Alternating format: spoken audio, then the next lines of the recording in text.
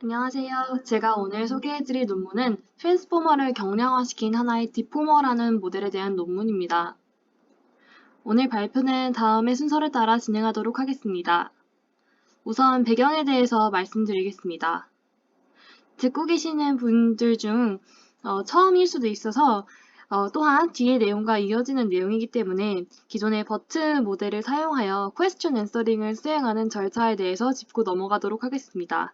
우선 QA 태스크의 인풋으로는 아래 분홍색 토큰으로 보시다시피 질문과 정답을 포함하고 있는 글이 함께 입력됩니다. 이렇게 글이 정답을 포함하고 있어야 향후 질문에 대한 답을 도출할 때 정답에 상응하는 텍스트의 스펜을 하이라이트 할 수 있기 때문입니다. 이때 question과 context는 separation 토큰으로 분리되어 있습니다. 또한 세그멘트 임베딩으로 question과 context에 서로 다른 임베딩 값을 부여하여 구분해주고 있습니다. 대개 QA 태스크의 context가 여러 개의 문장으로 이루어져 있을 수 있습니다.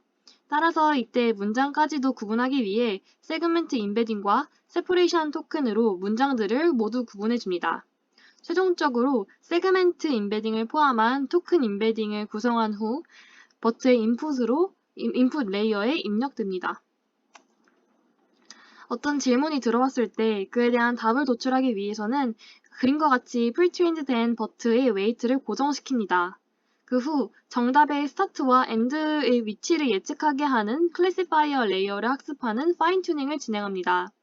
따라서 인풋이 들어오면 12층의 트랜스포머 인코더 블럭을 통과한 후 컨텍스트 중 어느 부분이 정답의 시작 부분인지 어느 부분이 끝 부분인지를 예측합니다.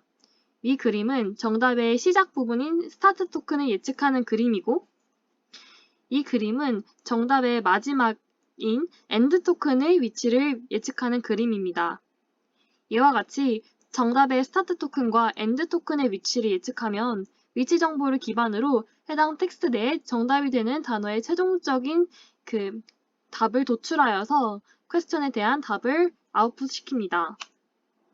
그래서 실제로 예시를 보시면 파란색 막대는 스타트 토큰이 있음직한 정도로 나타내는 것이고 주황색 토큰은 엔드 토큰이 있음직한 확률을 나타내는 것일 때 결과를 보시면 41번째가 답의 시작 부분일 확률이 제일 높고 그 다음 토큰인 42번째가 엔드 토큰일 가능성이 가장 높다고 나옵니다.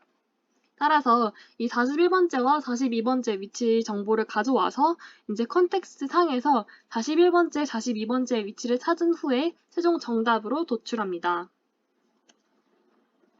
그렇다면 기존의 연구에서는 어떠한 기법들을 사용하여 소요 시간을 단축했는지를 보시겠습니다.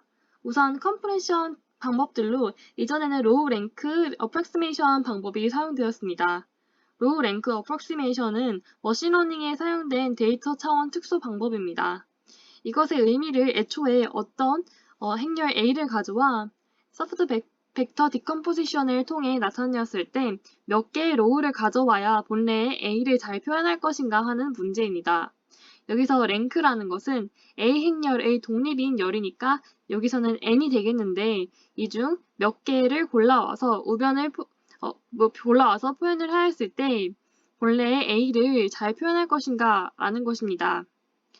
그리고 모델 웨이트 프루닝은 말 그대로 중요하지 않는 웨이트들을 제거하여 모델을 경량화하는 방법입니다. 이를 적용하였을 때 CNN, RNN 기반 모델에서 추론 속도가 상승하는 효과를 보였습니다. 그 후 어텐션을 적용하는 모델에서의 경량화 방법인 병렬적으로 계산되는 여러 개의 어텐션 헤드 중에 몇 개를 프루닝 시켰을 때 경량화가 되는 방법입니다. 이는 인퍼런스 할 때 속도를 상승시키는 효과를 보이지만 여전히 입력이 쌍인 Question Answering Task나 Sentence Pair Classification Task에서는 속도가 증가하다가 어느 정도까지는 이제 그치게 된다는 한계점을 가지고 있습니다.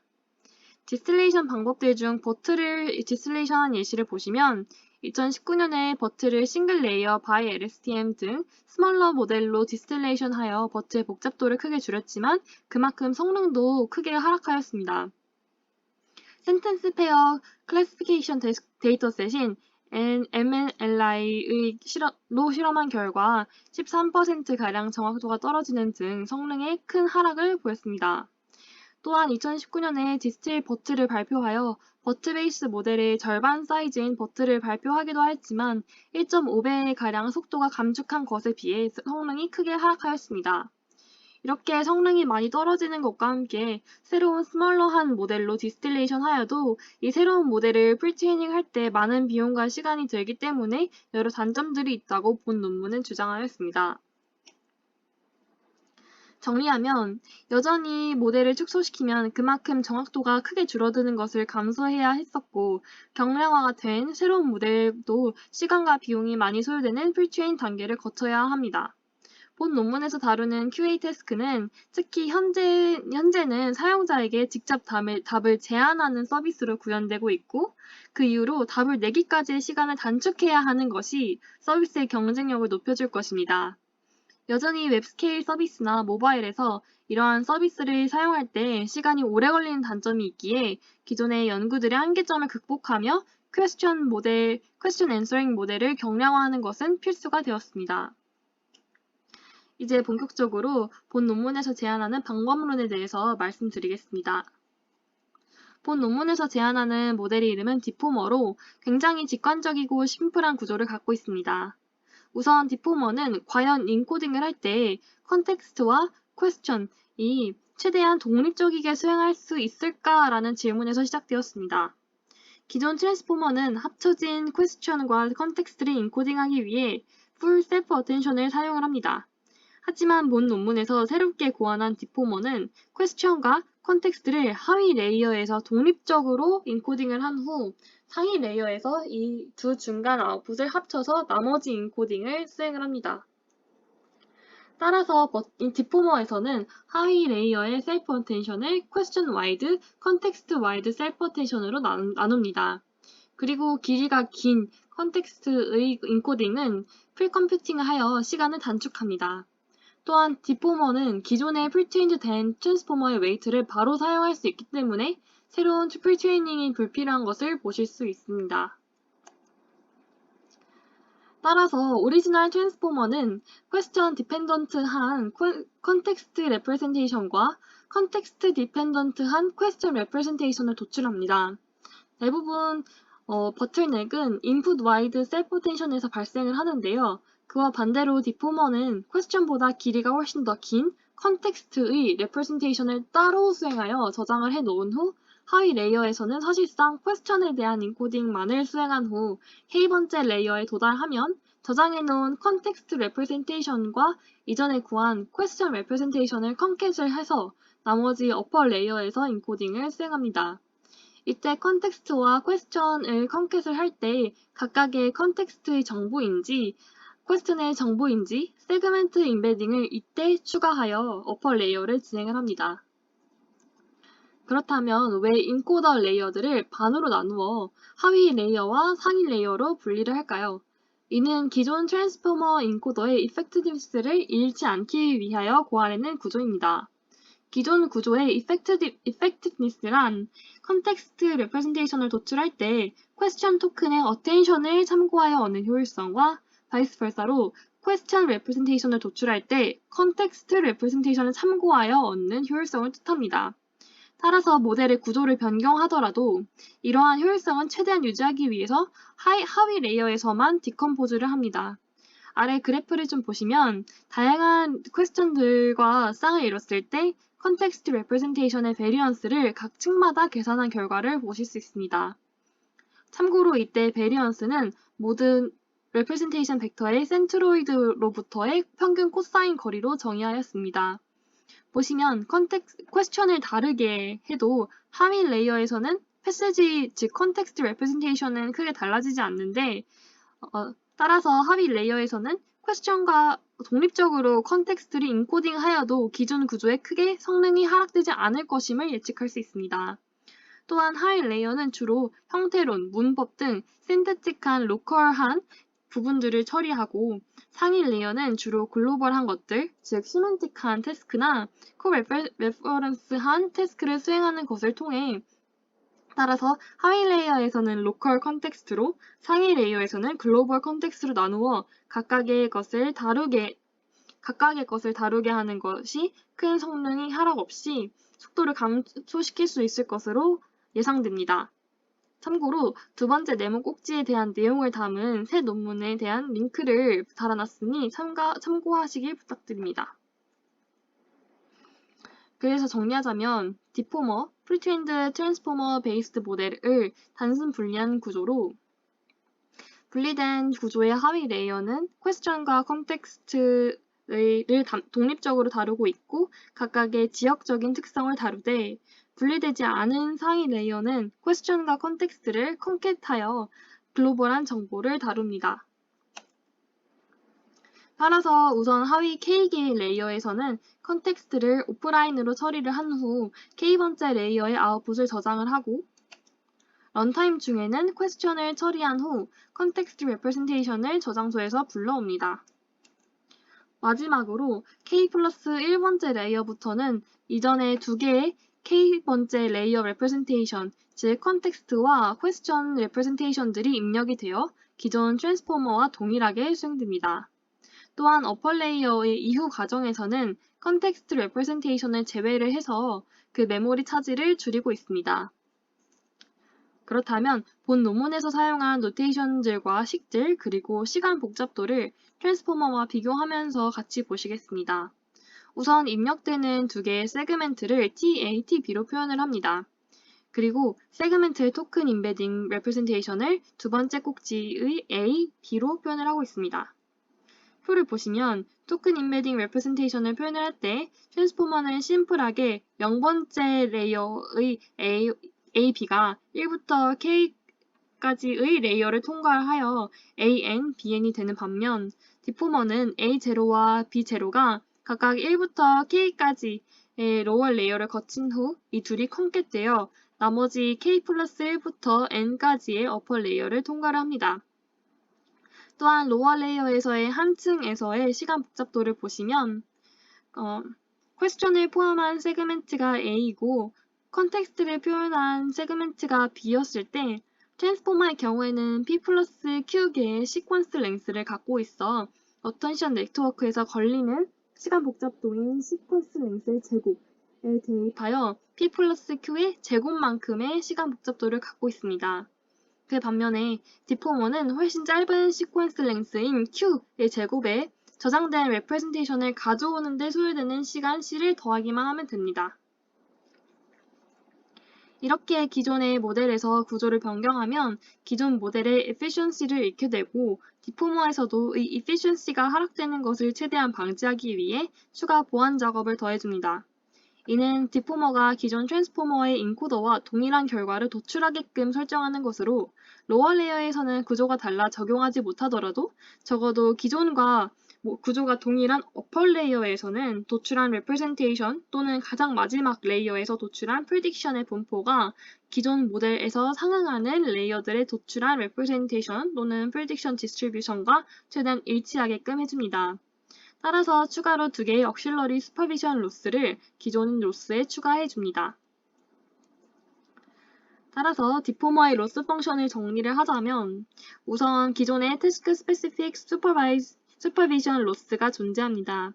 이는 question answering 태스크일 때는 start 토큰의 로스 값과 end 토큰의 로스 값의 평균이 될 수 있고 sentence pair representation 태스크 같은 경우는 소프트맥스의 크로스 엔트로피 로스가 될 수 있습니다.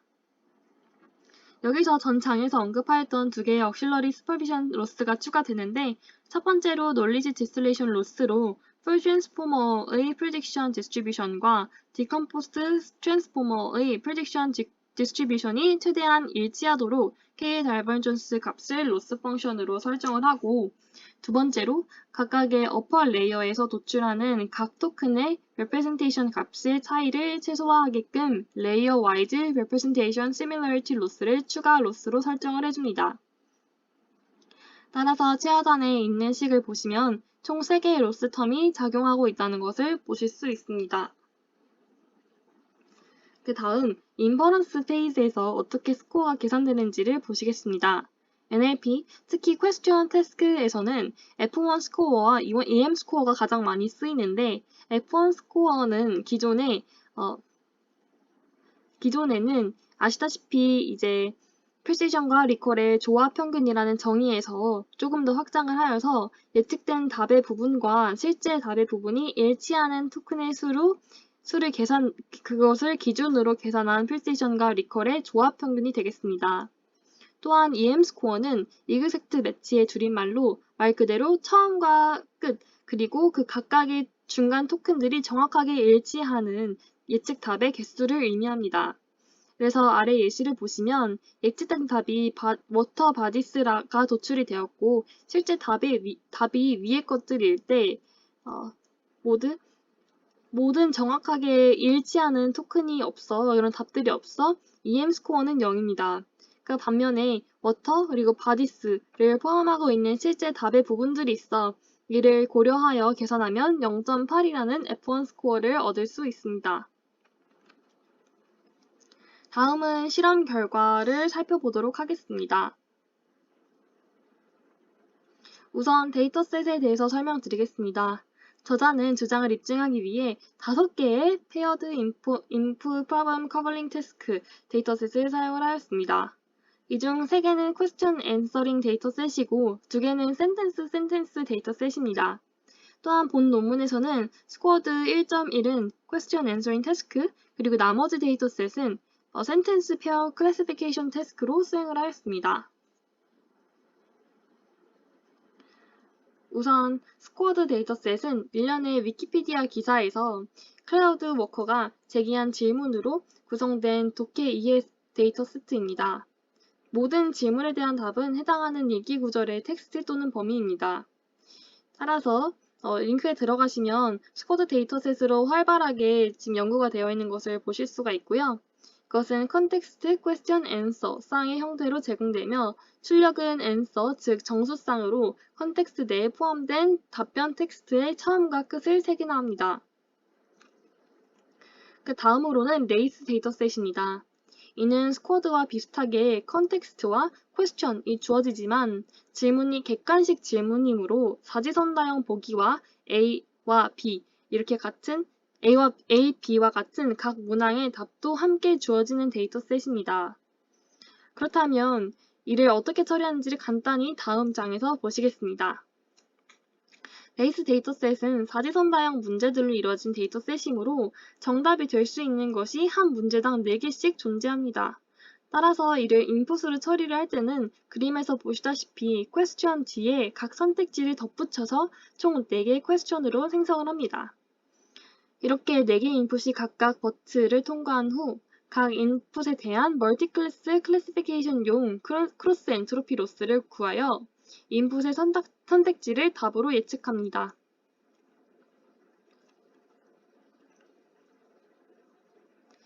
그래서 예시로 위 컨텍스트와 위 퀘스천에 대해서는 선택지 C를 답으로 예측을 할 것입니다. 그 다음으로는 불큐라는 데이터셋입니다. 이름 그대로 불리한 형태의 문제와 답을 제공하고 있고 아래 간단한 예시를 살펴보면 question과 yes or no question이 주어지고 그에 따른 answer도 주어집니다. 이 데이터셋 같은 경우도 클래시피케이션 태스크가 되어 각각의 컨텍스트와 question 페어가 인풋으로 들어갔을 때 yes 또는 no 중에 어떤 답을 가질지를 예측합니다. 또한 본 연구는 2개의 센텐스 페어 데이터셋을 사용을 하였는데 그 중에 먼저 소개드릴 데이터셋은 MLI 데이터셋입니다. 이는 컨텍스트와 가정 이렇게 두 문장이 쌍으로 주어지고 이 한 쌍의 문장들이 관계가 contradiction인지, entailment인지 또는 뉴트럴인지 3개의 레이블을 갖고 있습니다. 아래의 예시에서 보시다시피 텍스트와 하이포테시스가 동시에 주어지고 이 둘이 어떤 관계인지를 나타내고 있습니다. 이 데이터셋 역시 3클래스로 각 인풋의 확률을 구한 후 가장 높은 확률의 클래스를 답으로 예측합니다. 마지막으로 QQP 데이터셋 같은 경우는 한 쌍의 퀘스천이 주어지고 이 2개의 질문들이 서로 동일한 내용을 질문하는지 또는 다른 내용을 질문하는지 레이블을 갖고 있습니다. 이 데이터셋 역시 퀘스천 태스크로 한 쌍의 퀘스천들이 인풋으로 들어왔을 때 두 질문들이 어떤 관계인지 예측합니다. 본 연구에서는 디포머를 버트와 엑셀넷에 적용하였습니다. 우선 버트의 디포머 구조를 강한 모델은 하위 9개, 그리고 상위 레이어가 3개이고 엑셀넷 같은 경우는 하위 레이어를 더 적게 두어서 8개, 그리고 상위 레이어를 4개로 두었습니다. 해당 결과는 아래표에서 확인하실 수 있습니다. 우선 3개의 QA 데이터셋에 대한 실험 결과를 보여드리면 각 모델, 그리고 각 데이터셋에서 오리지널 모델의 F1 스코어와 각각의 모델을 디포머했을 때의 동일한 데이터셋의 디포머 결과를 보실 수 있습니다. 그래서 정리하면 절대적인 수치와 상대적인 퍼센트 값으로 성능이 어느 정도 하락하였고 속도가 어느 정도 줄었으며 메모리 리덕션이 어느 정도 되는지를 보실 수가 있습니다. 그래서 보시면 두 모델 모두 3가지 question answering 데이터셋에 대해서 최대 2.7%의 성능 하락밖에 보이지 않았지만 약 3배의 스피드업과 70%의 메모리를 감소하는 것을 볼 수가 있습니다. 그 다음은 2개의 페어와이즈 태스크 데이터셋에 대한 실험 결과입니다.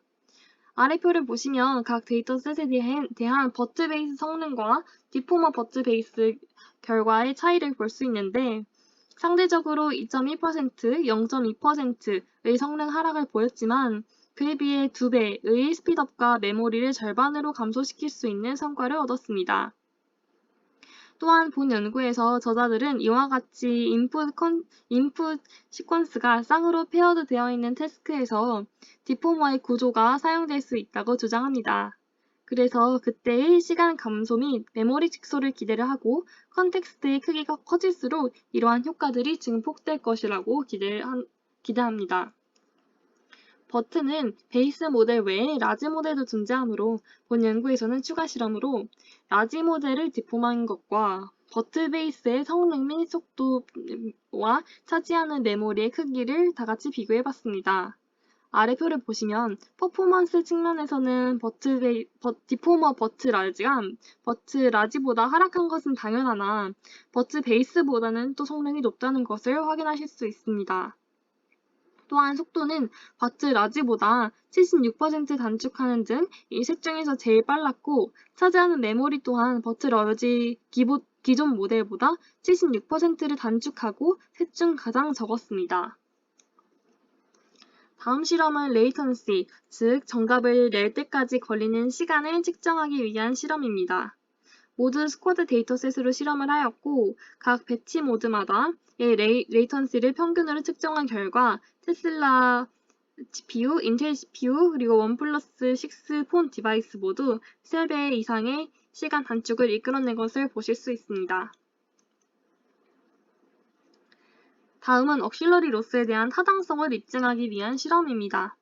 각각의 버트 베이스와 버트 러지의 디포머 모델에서 레이어 와이즈 시밀러리티 로스를 제외를 하거나 또는 널리지 디스틸레이션 로스까지 2개의 로스 텀을 모두 제외한 구조로 결과를 내었을 때 점점 로스 텀을 줄이면 줄일수록 F1 스코어가 낮아짐을 볼 수 있습니다. 개인적으로 저는 여기서 널리지 디스틸레이션 로스 텀 하나만을 사용하는 구조는 실험을 하였지만 반대로 레이어 와이즈 시밀러리티 로스 텀을 하나만 추가한 실험은 왜 넣지 않았을까 또는 해도 결과는 왜 넣지 않았을까 라는 의문점을 가졌습니다. 다음 실험은 하위 레이어와 상위 레이어를 구분하는 기준선인 세퍼레이션 레이어를 서로 다르게 하였을 때 인퍼런스 스피드업과 F1 드롭의 경향성을 보여준 실험입니다. 좌측 결과는 버트 베이스 모델을 디폼한 것이고 우측 결과는 버트 라지를 디폼한 결과입니다. 두 모델 모두 세퍼레이션 레이어가 위쪽에 있을수록 스피드업은 quadratically, 즉 2차식의 형태를 띠며 증가하는 모습을 보입니다. 또한 F1 스코어의 경우에는 특정 레이어가 엘보 포인트가 되어서 성능이 급격하게 감소하는 것을 볼 수 있습니다.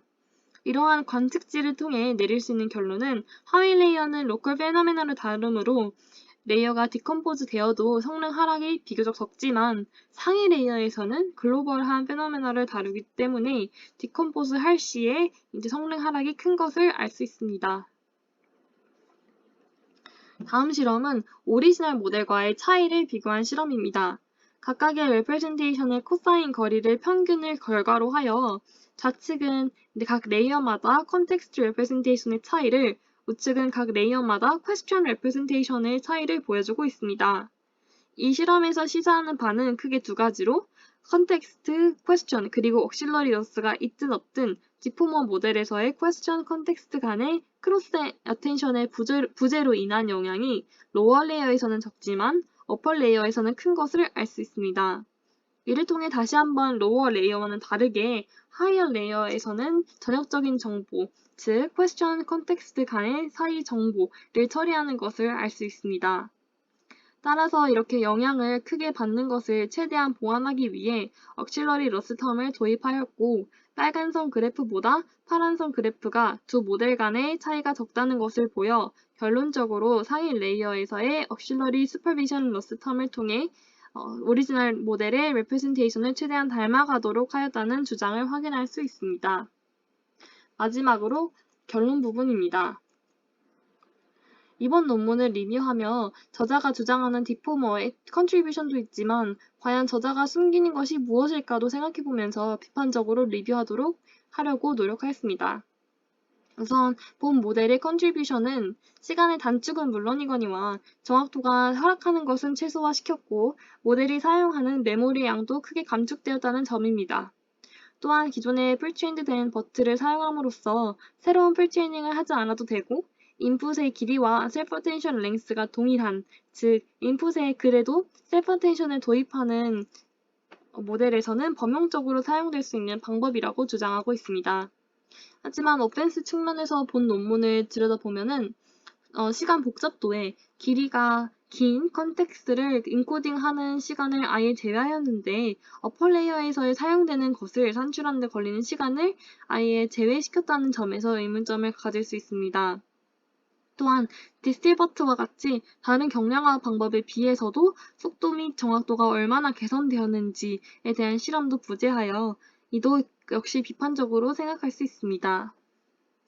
이상으로 발표를 마치겠습니다. 감사합니다.